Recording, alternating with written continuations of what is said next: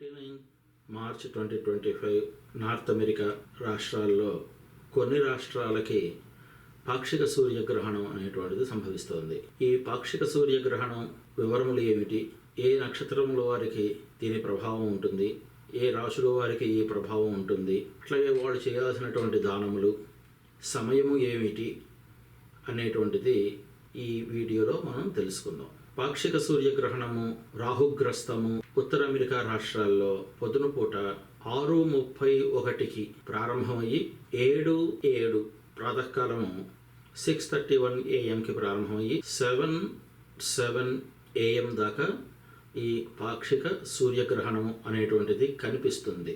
Visibility అనేటువంటిది ఉంది.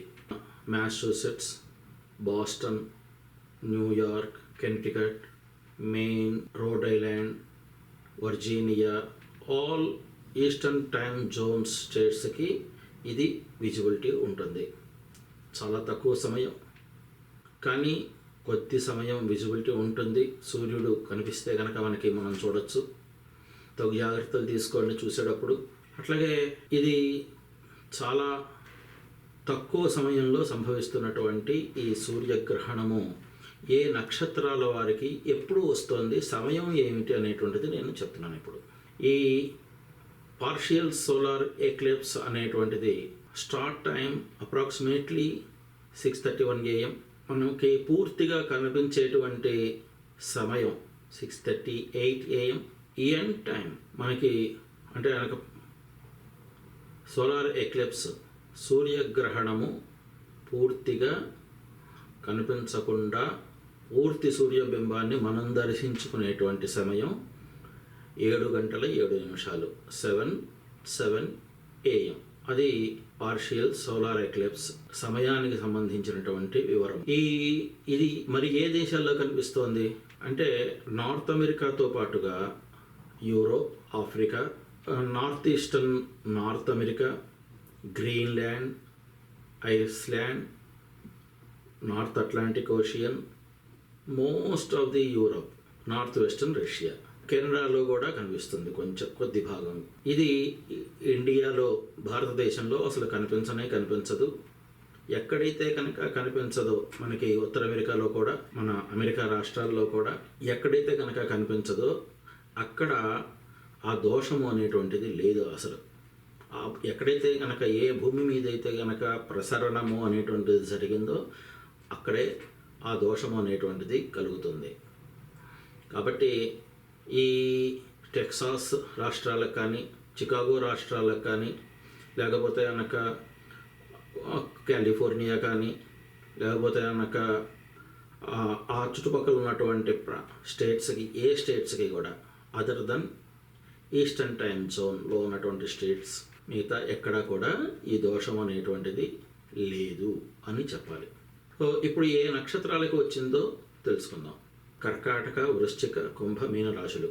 ఏ నక్షత్రాలు? పునర్వసు నక్షత్రం, పుష్యమి నక్షత్రం, ఆశ్లేష నక్షత్రం, విశాఖ నక్షత్రం, అనురాధ, జ్యేష్ఠ, ధనిష్ఠ, శతభిషం, పూర్వాభాద్ర, ఉత్తరాభాద్ర, రేవతి నక్షత్రాలకి ఈ ప్రభావం అనేటువంటిది ఉండబోతోంది. మళ్ళీ మరొకసారి చెప్తాను నేను. పునర్వసు, పుష్యమి, ఆశ్లేష, విశాఖ, అనురాధ, జ్యేష్ఠ, ధనిష్ఠ, శతభిషం, పూర్వాభాద్ర, ఉత్తరాభాద్ర, రేవతి నక్షత్రాలకి ఈ ప్రభావం ఉండబోతోంది. కాబట్టి వారు ఏ పరిహారములు చేసుకోవాలి, ఈ నక్షత్రాలకు సంబంధించినటువంటి వారు ఏ పరిహారము చేసుకోవాలి, ఎటువంటి దానములు ఇవ్వాలి, అది కూడా తెలుసుకుందాం.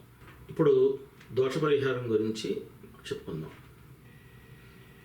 రాహుగ్రస్తమై ఉన్నది, దాని గురించి వరద్దాల్, వెనప్పప్పు, సూర్యుడు రక్తవర్ణము, రెడ్ క్లాత్, ఎర్ర బట్ట. ఏ నక్షత్రం అయినా సరే దానం అనేటువంటిది మాత్రం బియ్యమే ఉంటుంది నక్షత్రానికి. అది మఘా నక్షత్రం కావచ్చు, ఆశ్లేష నక్షత్రం కావచ్చు, ధనిష్ఠ నక్షత్రం కావచ్చు, పూర్వఫల్గుని నక్షత్రం కావచ్చు. నక్షత్రానికి మాత్రము దానము ఎప్పుడూ కూడా బియ్యమే ఉంటాయి. అయితే జపం, సూర్య జపం చేయించుకోవాలి. రాహు జపం చేయించుకోవాలి. మీకు ఇష్టదైవమైనటువంటి దేవతా జపం చేయాలి.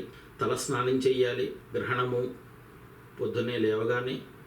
అట్లాగే మళ్ళీ ఎప్పుడైతే కనుక గ్రహణం విడిచిపెట్టిందో 7 గంటల 7 నిమిషాలకి గ్రహణం విడిచిపెట్టేసిన తర్వాత పూర్ణబింబ దర్శనం చేసుకొని వెంటనే తలస్నానం చేయాలి, ఇల్లు శుద్ధి చేసుకోవాలి. అదే రోజున నూతన సంవత్సర ప్రారంభం కూడా జరుగుతోంది. ఉగాది కూడా విశ్వావసునామ సంవత్సర ఉగాది. పొద్దున్న 7 గంటలలో 6 గంటలన్నర దాకా, పొద్దున 6:30 దాకా అమావాస్య ఉన్నది. ఆ తర్వాత పాడ్యమి వస్తోంది. అదే రోజున గ్రహణము సంభవించింది అమావాస్య ఉన్నంత వరకు కూడా. ఆ తర్వాత పాడ్యమి వస్తోంది.